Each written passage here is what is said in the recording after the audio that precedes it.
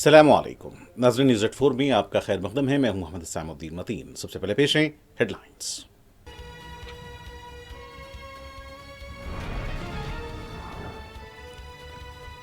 इस्लामाबाद जौहरी हथियारों के साथ गैर जिम्मेदाराना रियासत, फौज दहशतगर्द ग्रुपों के हाथ में है। पाक आर्मी चीफ आसिम मुनीर के रिमार्क पर हिंदुस्तानी वजारत खारजा का रद्द-ए-अमल। इलेक्शन कमीशन को सच्चाई बाहर आने का खौफ है। हमारी लड़ाई दस्तूर बचाने और एक शख्स एक वोट के लिए है। इंडिया इत्तेहाद के अरकान को इलेक्शन कमीशन के दफ्तर तक मार्च करने से रोक दिया गया। राहुल गांधी की बरहमी।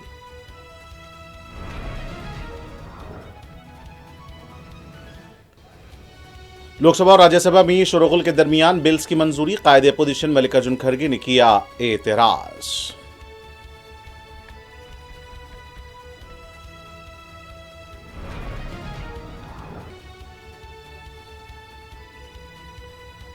उत्तर प्रदेश के फतेहपुर में गुंबद को नुकसान पहुंचाने की मुबैना कोशिश, मंदिर होने का दावा। हिंदू तंजीमों के कारकुनों का एहतजाज। सूरत हाल काबू में, पुलिस और डीएम का दावा।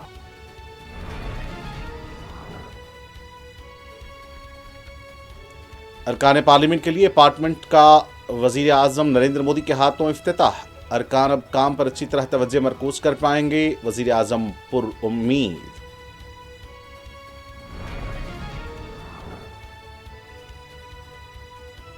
दस्तूर एक पार्टी एक शख्स या एक खानदान नहीं है। इंडिया इत्तेहाद को पार्लियामेंट, अदलिया और दस्तूर पर कभी भरोसा नहीं रहा। मरकजी वजीर किरण रिजिजू का रद्द-ए-अमल।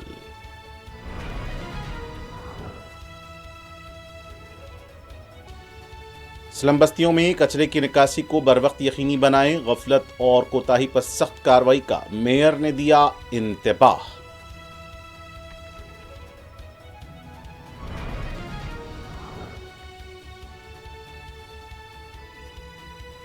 हाइड्रा मुलाजमीन की तनख्वाहों में कटौती नहीं की जाएगी। हाइड्रा ने मुलाजमीन के एहतजाज पर दिया तयक़ुन।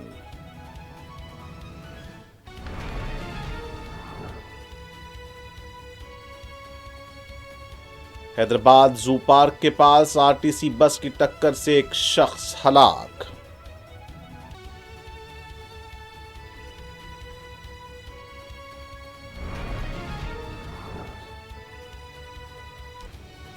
और गजा में यहूदी फौज की बदतरीन बर्बरियत, अल जजीरा के 5 सहाफी जाँ बहक। 24 घंटों में 50 से ज्यादा शहीद।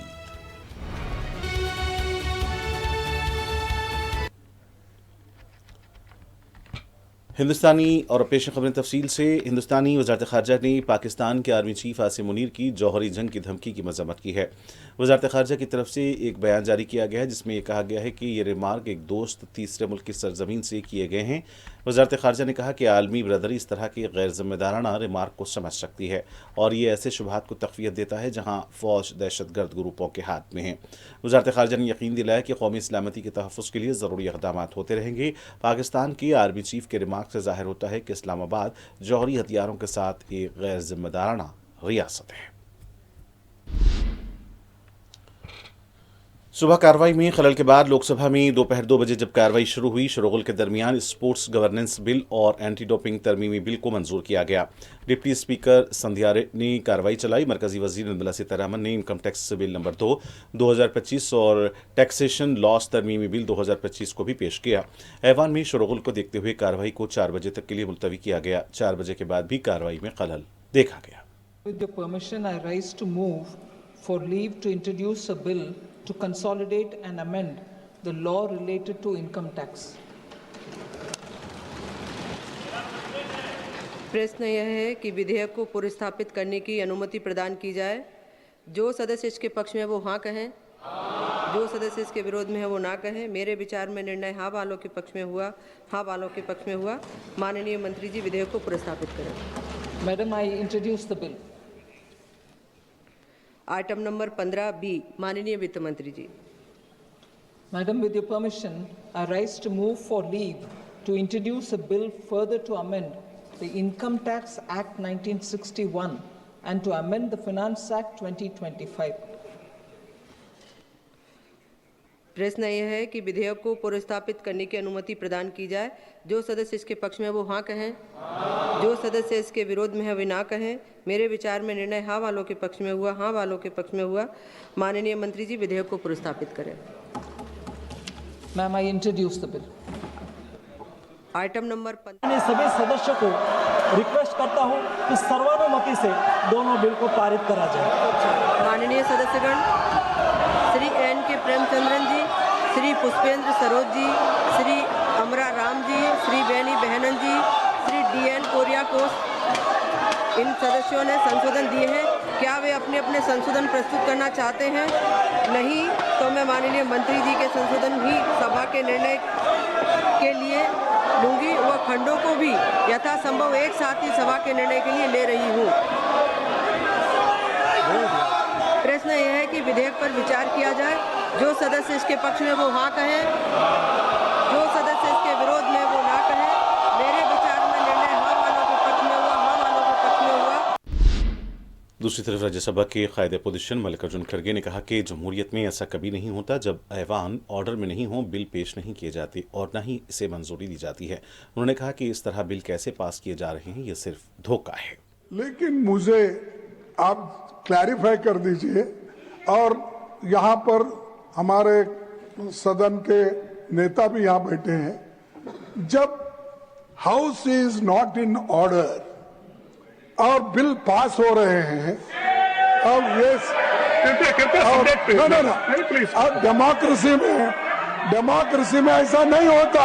नहीं, आप चर्चा करने के लिए हाउस इन ऑर्डर होना चाहिए, पास करने के लिए भी हाउस इन ऑर्डर होना चाहिए। नेक्स्ट स्पीकर ये बहुत बड़ा धोखा खान लोकतंत्र के लिए। और मुजमिल नॉट प्रेजेंट, प्लीज।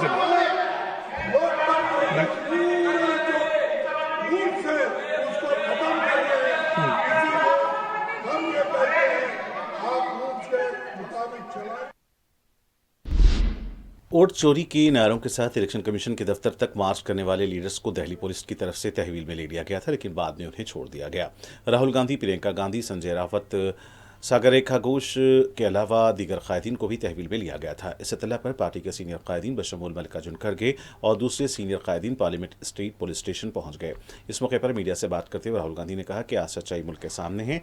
हमारी लड़ाई सियासी नहीं है, बल्कि दस्तूर को बचाने और एक शख्स एक वोट के लिए लड़ाई है। हमें साफ और वाज़ेह वोटर लिस्ट चाहिए। राहुल गांधी ने यह भी कहा कि ये लोग हमसे बात नहीं कर सकते। पुलिस स्टेशन से निकलने के बाद राहुल गांधी ने फिर मीडिया से बात की और कहा कि हिंदुस्तान की आज हालत ऐसी हो गई है, 300 MP इलेक्शन कमीशन से मिलना चाहते हैं और वो दस्तावेजात पेश करना चाहते हैं, लेकिन उन्हें इजाजत नहीं दी जा रही है क्योंकि मुल्क के सामने सच्चाई आ जाएगी। राहुल गांधी ने कहा कि इलेक्शन कमीशन जानता है कि कर्नाटक के अलावा दूसरी जगह बेकायदगियां हुई हैं। इलेक्शन कमीशन जो गलत डाटा है अब इसे निकाल दिया जाएगा। कायर है। मोदी सरकार कायर है। वोट चोरी बंद करो। वोट चोरी नहीं चलेगी। नहीं चलेगी।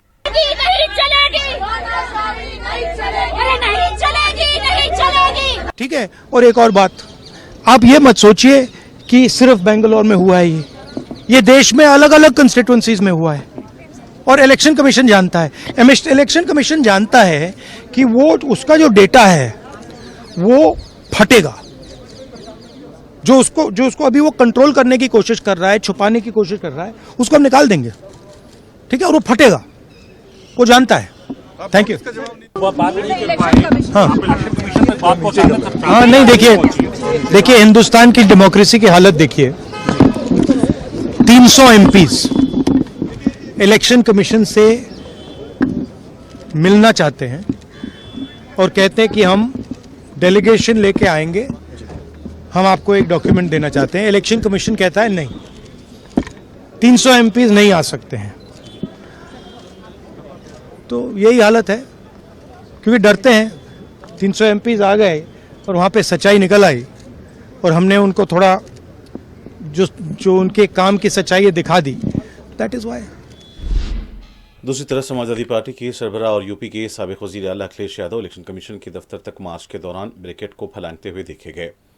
पुलिस की तरफ से इंडिया इत्तेहाद के कायदीन को आगे बढ़ने से रोका जा रहा था। पुलिस और इंडिया इत्तेहाद के लीडर्स के धक्कम-कील भी देखी गई।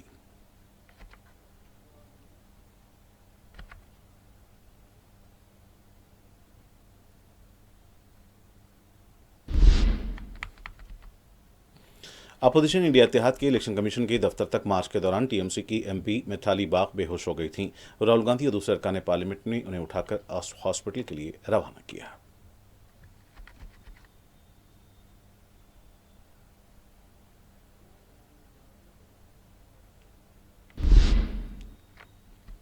मरकजी वजीर किरण रिजिजू ने पार्लियामेंट की कार्रवाई और अपोजिशन के रवैये पर एक बार फिर तनकीद की है। मीडिया से बात करते हुए किरण रिजिजू ने कहा कि ये लोग यानी अपोजिशन को दस्तूर पर भरोसा नहीं है। एक पार्टी, एक खानदान और एक शख्स दस्तूर नहीं हो सकते। बीजेपी एक जमहूरी पार्टी है, लेकिन कांग्रेस पार्टी को कभी भी दस्तूर और जमहूरियत पर भरोसा नहीं रहा। उनका कहना था कि आज भी हंगामा किया गया। हर पार्टी से इलेक्शन कमीशन ने 2 लोगों को दावत दी थी, लेकिन उन्होंने इलेक्शन कमीशन की पेशकश को नजरअंदाज कर दिया। 150 लोग इलेक्शन कमीशन के कमरे में कैसे दाखिल हो सकते हैं? इंडिया इत्तेहाद के लोग सुप्रीम कोर्ट और इलेक्शन कमीशन पर भी भरोसा नहीं करते। कांग्रेस पार्टी और अपोजिशन ने बहुत समय बर्बाद कर दिया है। अब हम देश का समय और पार्लियामेंट का समय को और बर्बाद होने नहीं देंगे। तो सरकार महत्वपूर्ण बिल को पारित करना चाहते हैं। आज हम इम्पोर्टेंट बिल्स दोनों लोकसभा राज्यसभा में हम पारित करेंगे। एक आदमी का नासमझ और एक परिवार का वजह से देश इतना नुकसान नहीं झेल सकता है। पार्लियामेंट को रैंसम में नहीं रख सकता है। ऑपोजिशन के भी कई एमपीज ने आकर के बताया कि वो मजबूर है, उनका नेता जबरदस्ती हंगामा करने देते हैं। यहां लोग पार्लियामेंट में चुन के आए हैं जनता का बात रखने के लिए, लेकिन हर दिन हंगामा करते रहेंगे तो फिर एमपी बना क्यों है? अगर कोई मुद्दा है, एक दिन रेज किया है, एक दिन एक मुद्दा रख दिया है, हो गया।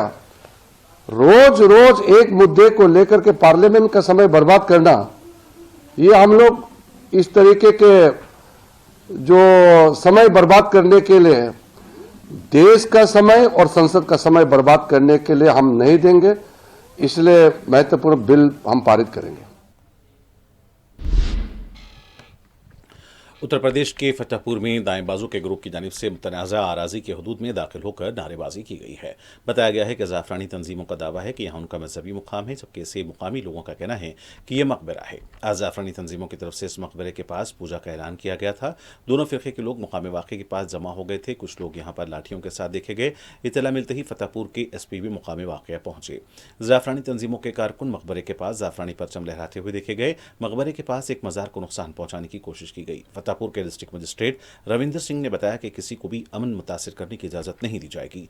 यह मकबरा अबू नगर में बताया गया है। एसपी फतेहपुर अनूप कुमार सिंह ने बताया कि पुलिस के जायद फोर्स को यहां पर तैनात कर दिया गया है। एसपी ने इस बात का इतराफ किया है कि पुलिस का वसीतर बंदोबस्त किया गया था। इसके बावजूद भी यहां कुछ लोग पहुंच गए थे और उन्होंने सूरत-ए-हाल को काबू में बताया है। जाफरानी तंजीमों के कारकुन रिवायती नारेबाजी भी कर रहे थे। कुछ लोग गुंबद पर चढ़े हुए देखे गए। हिंदू तंजीमें इस गुंबद को मंदिर बता रही हैं। उनका यह कहना था कि मंदिर के ऊपर गुंबद तामीर की गई है।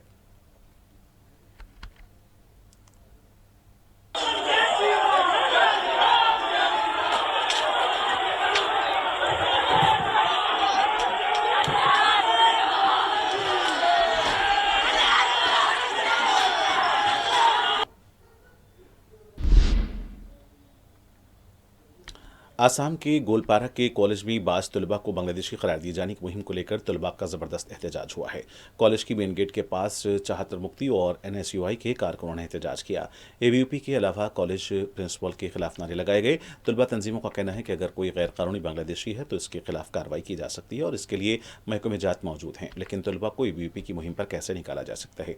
तलबा ने इंतबाह दिया कि अगर ABUP की इस मुहिम पर कॉलेज इंतजामिया अमल करता है तो तलबा के एहतजाज में शिद्दत पैदा की होगी।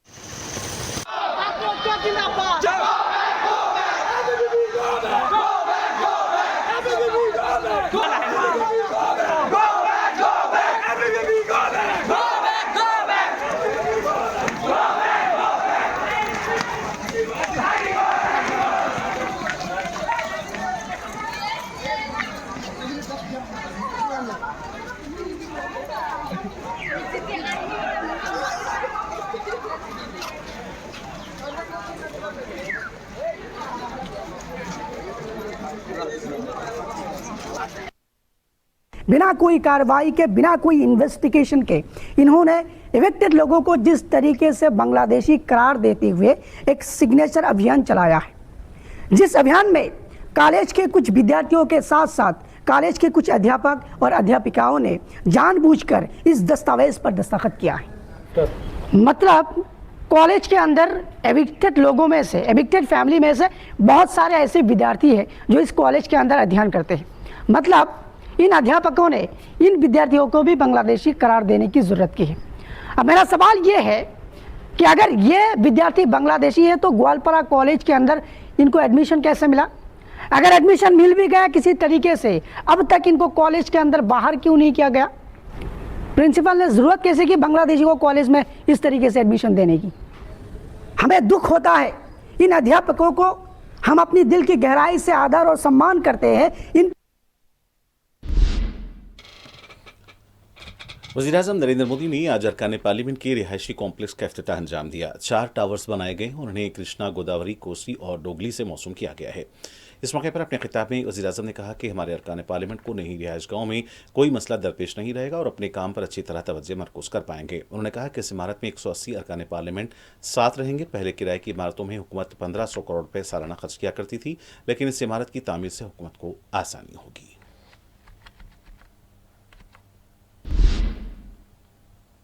आरएसएस के सरबराह मोहन भागवत ने मुल्क में सेहत और तालीम के शोबे को लेकर तंज किया है। एक तकरीब के दौरान मोहन भागवत ने कहा कि आज तालीम और सेहत का निज़ाम आम आदमी की पहुंच से बाहर हो चुका है। उनका कहना था कि तालीम और सेहत वाजबी कीमतों पर दस्तियाब न होने से आम लोगों को मुश्किलात पेश आ रही हैं।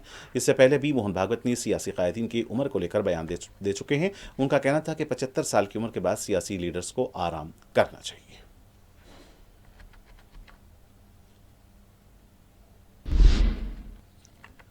कांग्रेस पार्टी के जनरल सेक्रेटरी व सीनियर लीडर के.सी. वेणुगोपाल ने तिरुवनंतपुरम से दिल्ली एयर इंडिया की परवास का रुख मोड़े जाने पर सवाल उठाए हैं। वाज़ेह है कि वेणुगोपाल भी इस तैयारे में सवार थे। वेणुगोपाल के मुताबिक पायलट ने तैयारे में ऐलान किया था कि रनवे पर एक और तैयारी की वजह से रुख मोड़ा जा रहा है।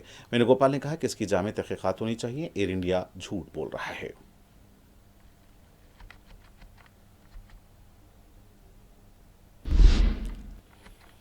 ऑस्ट्रेलिया के आर्मी चीफ साइमन स्टार्क ने आज दिल्ली में फौजी यादगारान शहीदान पर फूल डाले। ऑस्ट्रेलिया के आर्मी चीफ हिंदुस्तान के दौरे पर आए हुए हैं।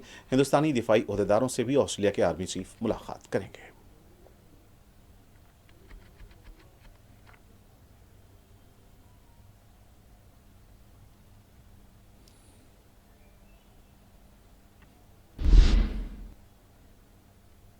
उत्तराखंड के देहरादून और दीगर इलाकों में सुबह से बारिश हो रही है। बारिश की वजह से इंतजामिया को चौकस देखा गया है। गुज़िश्ता हफ्ते उत्तरकाशी में ही बारिश और सैलाब से गैर मामूली नुकसान हुए थे।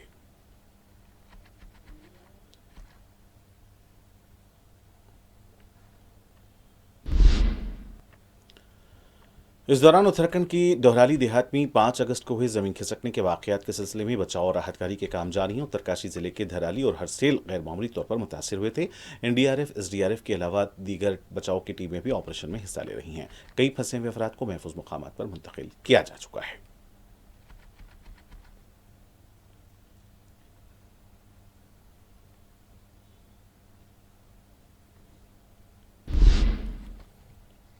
मेयर अजीम तर बलदिया हैदराबाद जी विजय लक्ष्मी ने मुख्तलिफ स्लम बस्तियों का दौरा करते हुए हिदायत दी है कि इन बस्तियों में सफाई पर खुसूसी तवज्जो दी जाए। मेयर ने पीर की सुबह जोनल कमिश्नर अनुराग जयंती के साथ जुबली हिल सर्कल में अम्बेडकर नगर और उदयनगर स्लम बस्तियों का दौरा किया।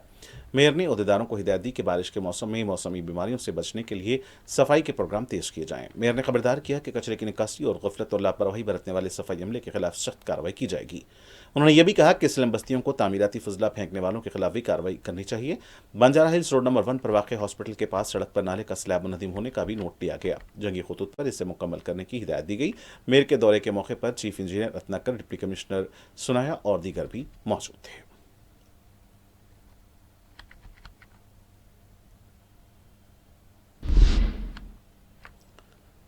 रियासत तेलंगाना में वक्फे से बारिश का सिलसिला जारी है। महकमा मौसमियात ने आज भी जनूबी वस्ती, मशरकी और मगरबी तेलंगाना के इलाकों रंगारेड्डी, विकाराबाद, संगारेड्डी, महबूबनगर, नगर कर्नूल, वनपर्ती, नारायणपेट, गढ़वाल, नलगुंडा, यादाद्री, महबूबाबाद, खम्मम, हनमकुंडा, भजाद्री और मुलुगु में दोपहर, शाम या फिर रात में बारिश की पेशकशी की है। हैदराबाद में भी दोपहर और शाम और रात में बारिश का इम्कान है।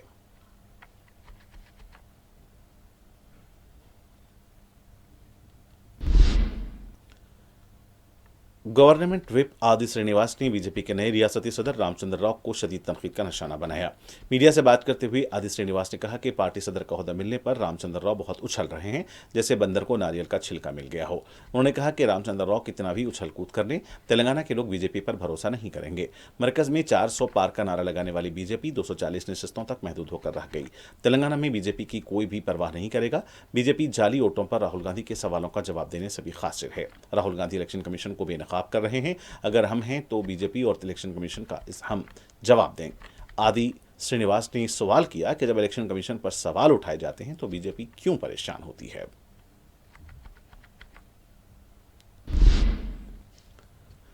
गैरकानूनी बेटिंग ऐप के सिलसिले में तेलुगु फिल्म अदाकार राणा डिगुबट्टी आज ईडी के रूबरू पेश हुए। इन्फोर्समेंट डायरेक्टरेट की तरफ से तेलुगु फिल्म स्टार से गैरकानूनी बेटिंग ऐप को लेकर पूछताछ की जा रही है। इससे पहले विजय देवरकोंडा और प्रकाश राज से भी पूछताछ की गई थी।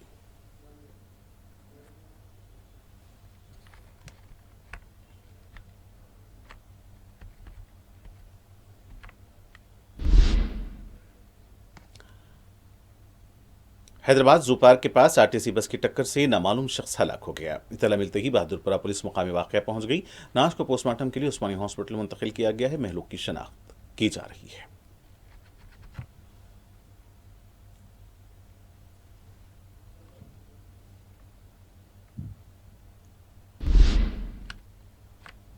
हैदराबाद काला पत्थर पुलिस स्टेशन हदूद के ताड़बंद चौराहे के पास 28 साल नौजवान पर कातिलाना हमला हुआ है। मुतासरा नौजवान की शनाख्त यासीन की हैसियत से की गई है। इत्तला मिलते ही काला पत्थर पुलिस मुकामी वाक़या पहुंच गई। जख्मी नौजवान को हॉस्पिटल मुंतकिल किया गया। इस सिलसिले में मज़ीद तहक़ीक़ात जारी हैं।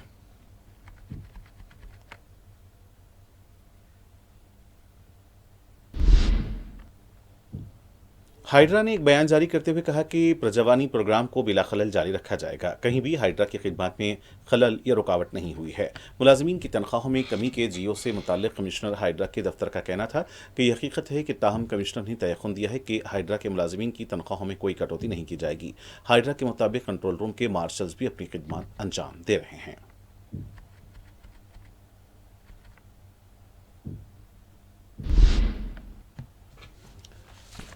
गजा सिटी पर इसराइली हमले में कतरी न्यूज़ चैनल अल जजीरा का सहाफ़ी अनस अल शरीफ अपने साथियों के बशमूल शहीद हो गया। गजा के अल शिफा अस्पताल के डायरेक्टर का कहना है कि अल जजीरा के सहाफ़ी अनस अल शरीफ अपने 4 साथियों के साथ इसराइली टारगेटेड हमले भी शहीद हुए। अल जजीरा न्यूज़ चैनल के मुताबिक 28 साल सहाफ़ी अनस शरीफ उस वक्त शहीद हुआ जब अस्पताल के मरकजी दरवाजे पर सहाफ़ियों के लगाए गए एक ख़ैमे को इसराइली फ़ौज ने निशाना बनाया। रिपोर्ट्स के मुताबिक हमले में अल जजीरा के नुमाइंदे मोहम्मद क़रीक़ा, कैमरामैन इब्राहिम ताहिर और मोहम्मद नौफिल भी शहीद हुए हैं। दूसरी जानिब इसराइली फ़ौज ने इल्ज़ाम लगाया है कि अनस अशरीफ हमास सेल के सरबराह थे और इसराइल पर रॉकेट हमलों के जिम्मेदार थे। वाज़ेह है कि इसराइली फ़ौज की गजा पर बमबारी से अब तक 200 से ज़ायद सहाफ़ी और मीडिया कारकुनान शहीद हो चुके हैं। दूसरी तरफ गजा पट्टी पर इसराइली हमलों में मज़ीद 52 फ़लस्तीनी शहीद हो गए हैं। तफसीलात के मुताबिक इसराइल के जबरी कहत के बायस ग़ज़ाई क़िल्लत से अमवात 100 बच्चों समेत 217 हो गई है।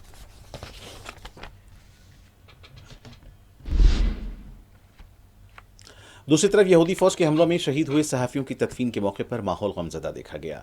अवाम के अलावा सहाफ़ियों की बड़ी तादाद जुलूस जनाजा में शरीक हुई। इसराइली जारहियत के खिलाफ नारे भी लगाए गए।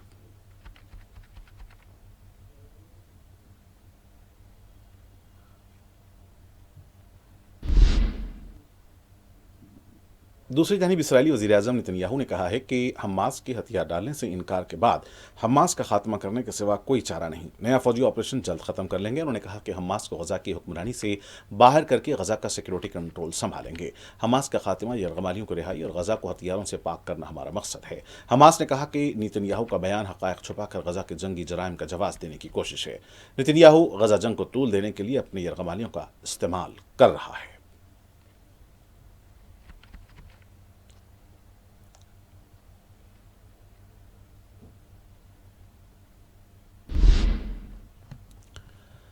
अक़वाम मुत्तहिदा में फ़लस्तीन के मंदूब रियाद मंसूर ने कहा कि गजा में जंगबंदी के लिए न्यूयॉर्क एलामिया को फौरी तौर पर नाफिज किया जाना चाहिए। उन्होंने शहरी आबादी के तहफ़्फ़ुज़ और अमन के लिए फ़ौजी कार्रवाइयों के खात्मे की ज़रूरत पर जोर दिया। रियाद मंसूर ने कहा कि फ़लस्तीनी अथॉरिटी गजा की पट्टी में हुकूमत और सिक्योरिटी की जिम्मेदारी लेने के लिए तैयार है। उन्होंने कहा कि वहाँ के रिहायशियों की मुश्किलात को कम करने के लिए कौमी इत्तेहाद को फ़रोग़ देने पर जोर दिया।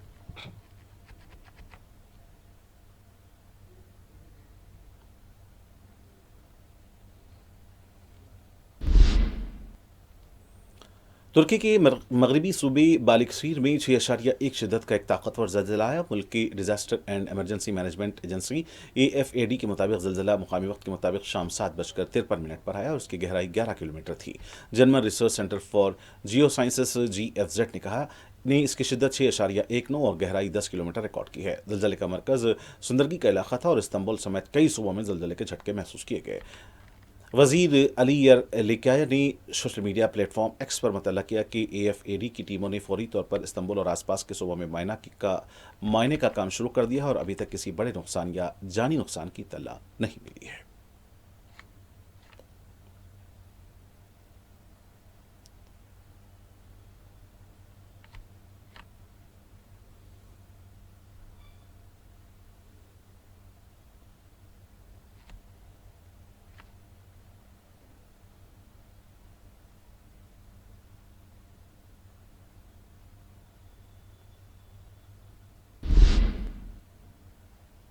और आखिर में सुर्खियां एक बार फिर।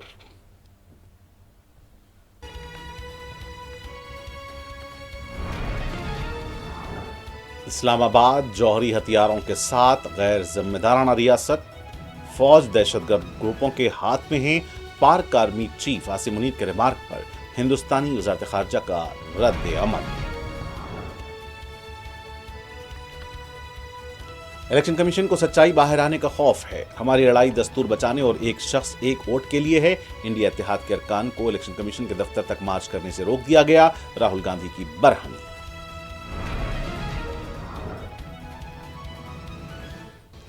लोकसभा और राज्यसभा में शोरगुल के दरमियान बिल्स की मंजूरी। कायद अपोजिशन मल्लिकार्जुन खड़गे ने किया एतराज।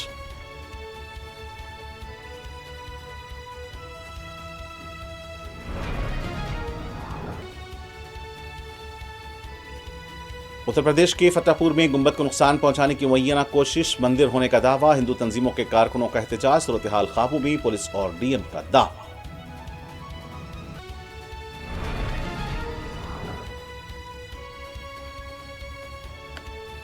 अरकान पार्लियामेंट के लिए अपार्टमेंट्स का वजीर आजम नरेंद्र मोदी के हाथों इफ्तिताह। अरकान अब काम पर अच्छी तरह तवज्जो मरकूज कर पाएंगे, वजीर आजम पुरुम्मीद।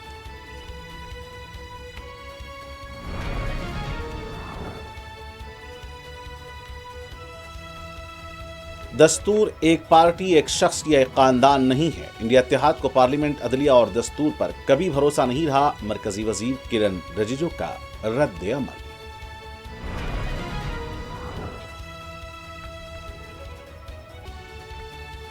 सलम बस्तियों में कचरे की निकासी को बर वक्त यकीनी बनाएं। गफलत और कोताही पर सख्त कार्रवाई का मेयर ने दिया इंतबाह।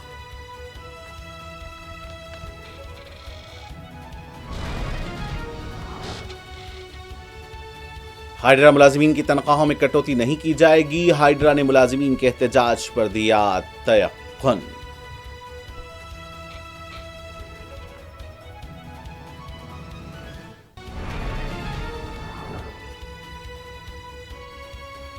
हैदराबाद जू पार्क के पास RTC बस की टक्कर से एक शख्स हलाक।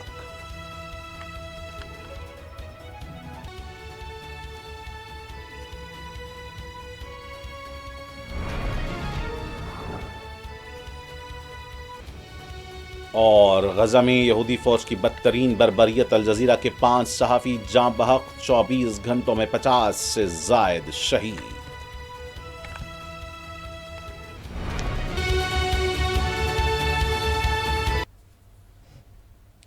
और नाज़रीन से के साथ न्यूज़ एट 4 का सिलसिला यहीं इख्तिताम को पहुंचता है। मुझे मोहम्मद सामुद्दीन मतीन को पूरी टीम के साथ इजाज़त। देखते रहें 4TV न्यूज़। खुदा हाफिज़।